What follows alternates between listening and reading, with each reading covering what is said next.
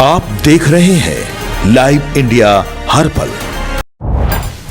नमस्कार, live India में आपका स्वागत है। मैं अनिल सम्राट। उत्तर प्रदेश की बात कर रहे हैं। उत्तर प्रदेश के डिप्टी सीएम केशव प्रसाद मौर्य ने क्या कहा है?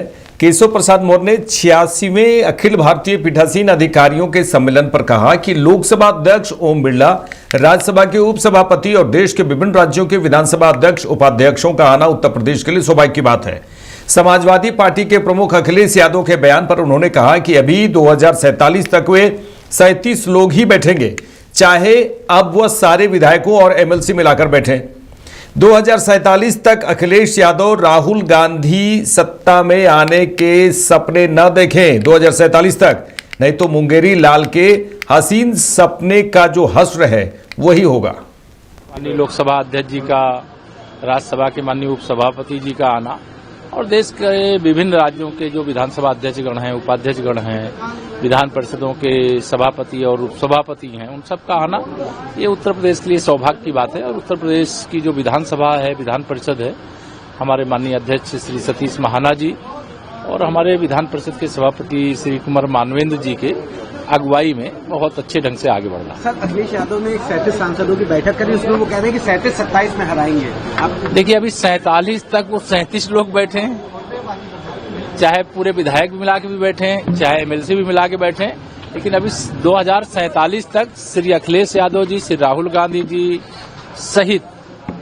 सत्ता में आने के सपने न देखें, अन्यथा मुंगेरी लाल जैसा हश्र होगा। सर, दिग्विजय सिंह कह रहे हैं कि आरएसएस जो है वो हिंदुओं को और ओवैसी जो है मुसलमान को डराते हैं। देखिए, चश्मे की बात होती है, जैसी जिसकी सोच होती है वैसा उन्हें दिखाई देता है, लेकिन हम तो सबका साथ, सबका विकास, सबका विश्वास, सबका प्रयास करके आगे बढ़ रहे हैं। माननीय लोकसभा अध्यक्ष जी का, राज्यसभा की। चलिए आगे बढ़ेंगे। आध्यात्मिक गुरु, जगत गुरु राम भद्राचार्य ने स्वामी अविमुक्तेश्वरानंद पर कहा है कि उनके साथ अन्याय नहीं हुआ, बल्कि उन्होंने अन्याय किया है। नियम यह होता है कि रथ से गंगा घाट नहीं जा सकते। पुलिस ने उन्हें रोका था। हम भी संगम पैदल जाते हैं। उत्तर प्रदेश सरकार ने उन्हें जो नोटिस दिया है वो बिल्कुल सही है। नहीं, अन्याय उनके साथ नहीं हुआ, उन्होंने अन्याय किया है। नियम ये होता है कि हम लोग भी, मैं तो जगत गुरु हूँ, वो तो अभी जगत गुरु भी नहीं है। नियम यह है कि गंगा तक रथ से नहीं जाया जाता। जब पुलिस ने रोका था उनको कि आप मत जाइए, हम लोग स्वयं संगम में पैदल जाते हैं, तो अन्याय उन्होंने किया था। सरकार ने नोटिस दिया कि मुक्ता आपको जो है किसने जो है बिल्कुल ठीक सरकार ने नोटिस दिया है, सब कुछ उचित है। दिग्विजय सिंह, सुप्रीम कोर्ट का नियम नहीं मान रही सरकार। सुप्रीम कोर्ट का भी नियम नहीं मान रही है सरकार। सुप्रीम कोर्ट कहाँ नियम है? शंकराचार्य को लेके भी सवाल उठे हैं। अभी सुप्रीम कोर्ट ने शंकराचार्य को बनाया ही नहीं।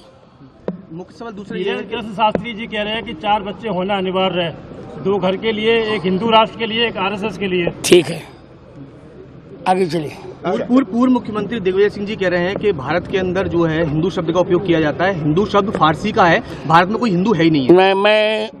मैं स्पष्ट कहूँ, नहीं, मुझे बोलने दिया जाए।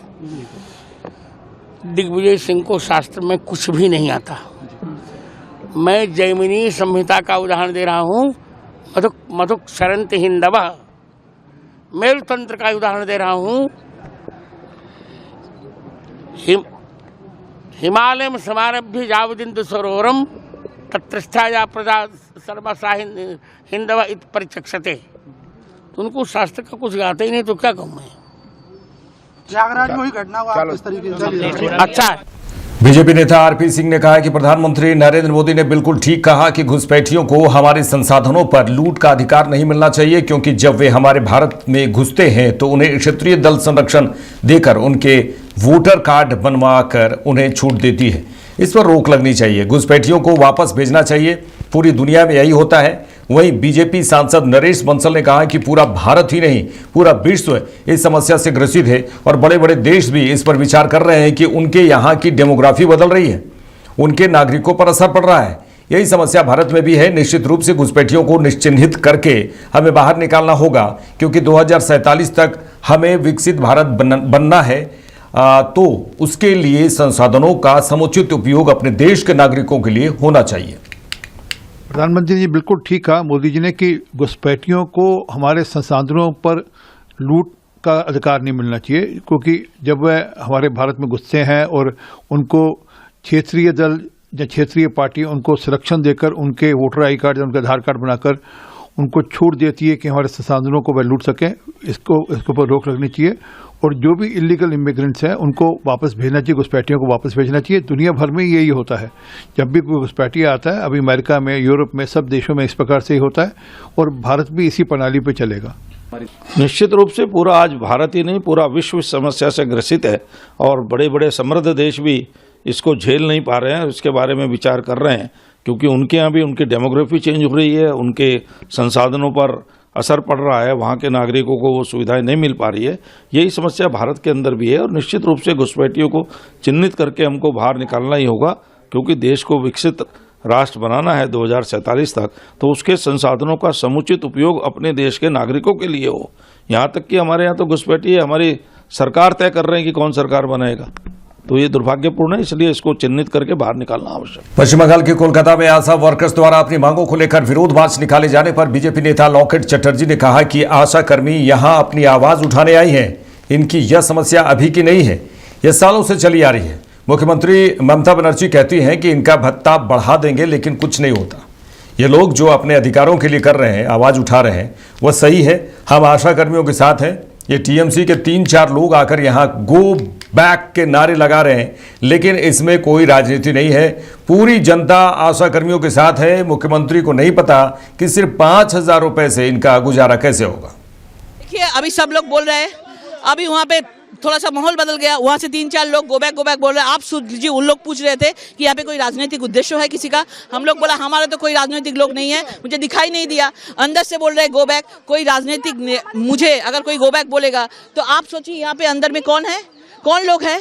सब लोग को भड़का रहे हैं। सब लोग यहाँ पे आए हैं अपना 5,000 रुपया करके जो भाता देते हैं उसको थोड़ा सा बढ़ाने के लिए, इसलिए यहाँ पे आए हैं। इसलिए दूर दूर से लोग आए हैं आवाज उठाने के लिए। आशा कर्मी का इस साल ये प्रॉब्लम अभी का नहीं है, ये सालों साल चल रहा है। कि मुख्यमंत्री उनका जो मंथली मिलता है वो 15,000 कर दे। हाँ, बहुत दिनों से चल रहा है। मुख्यमंत्री बार बार बोलते हैं आज ये कर देंगे, वोट आते हैं तो बोलते हैं 1 लाख बढ़ा देंगे, कल 10,000 कर देंगे, वोट हो जाता है तो टाटा बाय बाय कर देते हैं। ऐसे करके सब यूज हो रहा है। तो ये लोग जो कर रहे हैं अपना अधिकार के लिए, ये सही है, हम उनके साथ है। ये 3-4 लोग बाकी आके तृणमूल जैसा गो बैक कर रहे हैं, इसमें कोई राजनीति नहीं है। हमारा ऑफिस है, मैं आ रही थी, ये लोग मुझे रिक्वेस्ट कर रही थी आप कुछ बोलिए, इसलिए मैंने बोला ये लोग सही है। हम लोग पूरा जनता उनके साथ है।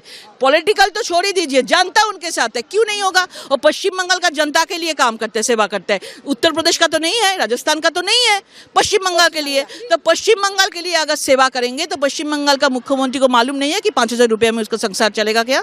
इनका कहना है कि मुख्य सचिव, ये स्वास्थ्य सचिव ने बुलाया था, लेकिन अभी जब ये लोग अलग अलग डिस्ट्रिक्ट से आ रहे हैं तो पुलिस जाके इन्हें धमका रही है। हाँ, मैंने सुना वहाँ पे वो लोग बोला बहुत सारा जगह में रोक दिया, ट्रेन से उसको पकड़ के बाहर में लेके आया, उसको उतर दिया ट्रेन से। बहुत सारे लोगों को डिटेन कर रहे हैं, मैंने सुना। क्यों भाई, तृणमूल का कुछ होगा तब तो सब पुलिस लोग हाथ जोड़ के स्वागत करेंगे। जब कोई विरोधी लोग आएगा, जब कोई ये लोग अपना अधिकार के लिए करेंगे, तब क्यों करेंगे ये। हरियाणा सरकार के मंत्री अनिल विज ने कहा कि सारा देश जानता है कि राहुल गांधी की विशेषज्ञता किस चीज में है। कितने चुनाव ये अपनी पार्टी को अब तक हरा चुके हैं। उनके पास तो ज्ञान है, उसे वे अपनी पार्टी के कार्यकर्ताओं को भी देने आए हैं। ये उनकी पार्टी का अंदरूनी मामला है, हमें इससे कुछ लेना देना नहीं। हाँ, राहुल गांधी जी का जो एक्सपर्टाइज है वो सारा देश जानता है कि कितने चुनाव ये अपनी पार्टी को अब तक हरवा चुके हैं और जो ज्ञान उनके पास है वो नीचे अपने कार्यकर्ताओं को भी देने आए। वैसे जो उनकी अपनी पार्टी का मामला है, हमें इससे कुछ लेना देना नहीं है। चलिए आगे बढ़ेंगे। शिवसेना नेता साइना एनसी ने एआईएमआईएम नेत्री सहर यूनुस शेख के बयान जो मुंब्रा को हरे रंग से ढक देंगे, मुंबई में मुंब्रा को हरे रंग से ढक देंगे, पर उन्होंने कहा कि सहर शेख युवा नेत्री हैं, वे मुंब्रा में कहती हैं कि वह मुंब्रा को हरा कर देंगी। आपको यह साफ करना चाहिए कि आप पर्यावरण की बात कर रही हैं, जहां आप हरा भरा साफ सुथरा माहौल चाहती हैं। अगर ऐसा है तो आपका बयान स्वीकार है, लेकिन अगर आप धर्म, जाति और संस्कृति के आधार पर लोगों को बांट रही है तो यह बहुत दुख की बात है। जब ओवैसी मुंबई आते हैं तो वे विकास की बात करते हैं, लेकिन यहां आप तुष्टीकरण की राजनीति कर रही हैं। सहर शेख युवा नेत्री है, MIM की नगर सेवक मुंब्रा में कहती है कि वो ग्रीन बना देगी मुंब्रा को। आपको ये क्लैरिफिकेशन देना चाहिए। आप पर्यावरण का जिक्र कर रहे हैं, जहां आप चाहते हैं कि हरा भरा अच्छा डेवलपमेंट के साथ साथ पर्यावरण के ऊपर फोकस, तो स्वीकार है आपका स्टेटमेंट। लेकिन जो आप लोगों को डिवाइड कर रहे हैं मजहब के आधार पे, कास्ट, क्रीड, कल्चर के आधार पे, तो बहुत ही दुख होता है। आप एक युवा नेत्री है, जब ओवैसी आते हैं मुंबई और डेवलपमेंट की बात करते हैं तो यहां आप वापस तुष्टीकरण की राजनीति कर रहे हैं। अफसोस होता है आपके नेतृत्व पर। समाजवादी पार्टी प्रमुख अखिलेश यादव के बयान पर उत्तर प्रदेश सरकार के मंत्री संजय निषाद ने कहा है कि अखिलेश यादव को 37 सफा सांसद ही हराएंगे 2027 में, क्योंकि 37 का जो घमंड है वो 2027 में दूर हो जाएगा। इनके 37 सांसद कभी किसी मुद्दे पर भी अपनी बात नहीं रखते। मुद्दाविहीन समाजवादी पार्टी समाप्तवादी पार्टी की तरफ जा रही है। मैंने भी कल देखा कि उनकी बैठक थी, 27 जिताएंगे, 37 जिताएंगे 27 में, किंतु मेरा कहना कि अखिलेश को 37 ही हराएंगे 27 में। और कैसे हराएंगे? क्योंकि 37 का जो घमंड है वो 27 में दूर हो जाएगा। कहीं दिखते हैं इनके 37 किलोमीटर मुद्दे पर भी अपना स्टैंड रखते हुए? कभी देखा आपने? राजनीतिक कमरे से नहीं रोड से होती है। और आप देखे होंगे कि मुद्दा विहीन पार्टी समाजवादी पार्टी, इसीलिए समाजवादी पार्टी की तरफ जा रही है। उत्तर प्रदेश के मंत्री नरेंद्र कश्यप ने नवंबर 2024 में हुई संभल हिंसा के मास्टरमाइंड सादिक सथा के आवास पर कुर्की की है और कार्रवाई पर कहा है कि न्यायपालिका संविधान और लोकतंत्र का सबसे प्रथम अंग है। संभल में जो हुआ उस पर मैं कोई टिप्पणी नहीं करना चाहता और ना ही टिप्पणी की आवश्यकता है, क्योंकि न्यायालय जो करेगा जनता को न्याय दिलाने के लिए करेगा। न्यायपालिका संविधान और लोकतंत्र का सबसे प्रथम अंग है और जिसके पास संपूर्ण अधिकार हैं न्याय के क्षेत्र में अपने किसी भी निर्णय को करने के। इसलिए संभल में जो हुआ मैं उस पर कोई टिप्पणी नहीं करना चाहता, न टिप्पणी की आवश्यकता है, क्योंकि न्यायालय जो भी करेगा वो पब्लिक को न्याय दिलाने के लिए ही करेगा। इस पर किसी भी पार्टी को मेरे ख्याल से पॉलिटिकली अपना कोई वर्जन देने का राइट नहीं है। त्रिपुरा के मुख्यमंत्री मानिक साहा ने कहा कि हमारे लिए बहुत गर्व की बात है कि त्रिपुरा को इसी दिन पूर्ण राज्य का दर्जा मिला था। हालांकि प्रधानमंत्री नरेंद्र मोदी के सत्ता में आने के बाद से त्रिपुरा में विकास की गति काफी तेज हुई है और आज हमने प्रधानमंत्री का पत्र पढ़ा जो त्रिपुरा के प्रति उनकी सोच, उनके गहरे लगाव को दर्शाता है। सभी विभाग अच्छा काम कर रहे हैं और हमने आज कई ऐसे लोगों को सम्मानित किया है जिन्होंने त्रिपुरा का नाम रोशन किया है। स्थापना दिवस सिर्फ एक दिन की बात नहीं है, हमें साल के 365 दिन काम करना है, कानून व्यवस्था बनाए रखनी है और अच्छी सुरक्षा सुनिश्चित करनी है। 2047 में विकसित भारत और विकसित त्रिपुरा का जो हमने लक्ष्य रखा है उसे भी ध्यान में रखकर चलना है। देखिए, हमारे लिए बहुत गौरव का विषय है आज त्रिपुरा का आज का दिन। 1972 में ये स्टेटहुड डिक्लेयर हुआ है, पूर्ण राज्य। तो तभी से काम जिस तरह चल रहा था, लेकिन अब जो है माननीय प्रधानमंत्री जी आने के बाद जिस तरह गति उसका वृद्धि हुई है, तो ये तो माननीय प्रधानमंत्री का लेटर आज हम लोग पढ़े, मैं पूरा आप देखे हो पूरा हॉल में मैंने पढ़ा और ये इसलिए मैंने रीड आउट किया ताकि उन्होंने त्रिपुरा के बारे में क्या सोचते हैं और त्रिपुरा के लिए उनका क्या लगाव है, इसलिए मैंने सबको मैंने पढ़ा और ये रीड आउट से सभी मतलब काफ़ी इनको टच मिला है सबको। तो त्रिपुरा में अभी जिस गति में हम लोग जा रहे हैं, अबाउट 300 के ऊपर हम लोग काफ़ी प्राइज़ मिला है, आप जानते हो, नेशनली और आंचलिक स्तर पर। तो सभी डिपार्टमेंट अच्छा काम कर रहे हैं और लेकिन उसमें संतुष्टि का कोई विषय नहीं है, काम का कोई स्काई इज़ द लिमिट, बहुत काम और करना है और बहुत लोगों को आज हम लोग सम्मानित भी किए हैं जो अपना विषय में अच्छा काम किए हैं, त्रिपुरा के लिए नाम गौरव बढ़ाया। इन लोगों को भी आज स्टेटहुड डे में उनको भी हम लोग सम्मानित किए। ऐसे डिपार्टमेंट से किया है, हर साल करता है, लेकिन इस बार मुझे लगता है काफ़ी अच्छा हुआ है। और स्टेटहुड डे ये खाली एक दिन नहीं है, ये हमेशा पूरा 365 डेज हम लोग को काम करना है, क्योंकि यहाँ पर जो स्टेटहुड डे मतलब क्या, यहाँ पर डेमोक्रेसी को बरकरार रखना है, लॉ एंड ऑर्डर अच्छा होना चाहिए और सिक्योरिटी अच्छा होना चाहिए और जनता के लिए कुछ इनके स्कूल हो, इनका कॉलेज हो, पढ़ाई में, हेल्थ में, हर विषय में जो इनको चाहिए ये जब तक हम ना देंगे, इसके लिए ये आज के दिन ये प्लेज होना चाहिए। कितना किया लास्ट ईयर, फिर क्या कहाँ का गैप है उसको फिर फिलअप करना है, फिर इस तरह आगे बढ़ना है। तो 2047 जो विकसित भारत और विकसित त्रिपुरा 2047 हम लोग रोड मैप बनाया, उसको टारगेट रख के हम लोग। उत्तर प्रदेश के वाराणसी दाल मंडी इलाके में सड़क चौड़ीकरण योजना के तहत ध्वस्तीकरण अभियान चलाया गया। मौके पर भारी सुरक्षा बल तैनात किया गया। एसीपी दशवास मेघघाट अतुल अंजन त्रिपाठी ने बताया है कि 8 भवन चिन्हित हैं जिन पर ध्वस्तीकरण की कार्रवाई की गई। 3 भवनों पर काम शुरू हो गया है। सुरक्षा की दृष्टि को देखते हुए 400 से अधिक पुलिस बल की तैनाती की गई है। आज ये 8 भवन चिन्हित हैं जिसपे ध्वस्तीकरण की कार्रवाई होनी, जिसमें से 3 पे कार्य शुरू हो गया है, शेष पे भी शीघ्र शुरू होगा और ये ध्वस्तीकरण लगातार चलता रहेगा। सुरक्षा के दृष्टिगत पर्याप्त फोर्स है, 400 से अधिक पुलिस बल लगाया गया है, पैरामिलिट्री, सिविल और कई थानों की सिविल फोर्स। नई सड़क की तरफ से भी काम चल रहा है जहां पे ट्रैफिक का काफी प्रेशर है, तो लोगों के मूवमेंट को रेगुलेट करने के लिए और ट्रैफिक को रेगुलेट करने के लिए ट्रैफिक पुलिस भी लगाई गई है और बैरिकेडिंग भी की गई है। चलिए आगे बढ़ेंगे। श्री राम जन्मभूमि तीर्थ क्षेत्र ट्रस्ट ने चैत्र शुक्ल प्रतिपदा संवत 2083 तदनुसार 19 मार्च 2026 को श्री राम जन्मभूमि परिसर में आयोजित होने वाले कार्यक्रम के लिए भारत की राष्ट्रपति द्रौपदी मुर्मू को निमंत्रण दिया गया है।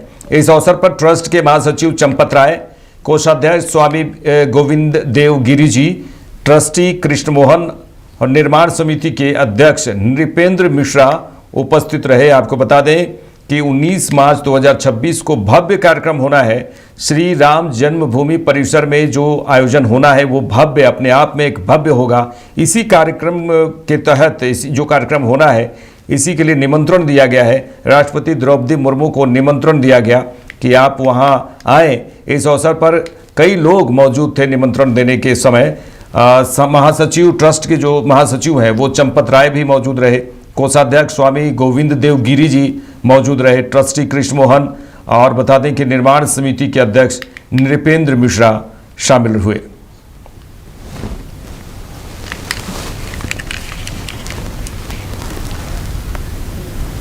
मेरे साथ इस बुलेटिन में इतना ही। देश दुनिया की तमाम खबरों के लिए देखते रहिए लाइव इंडिया। नमस्कार।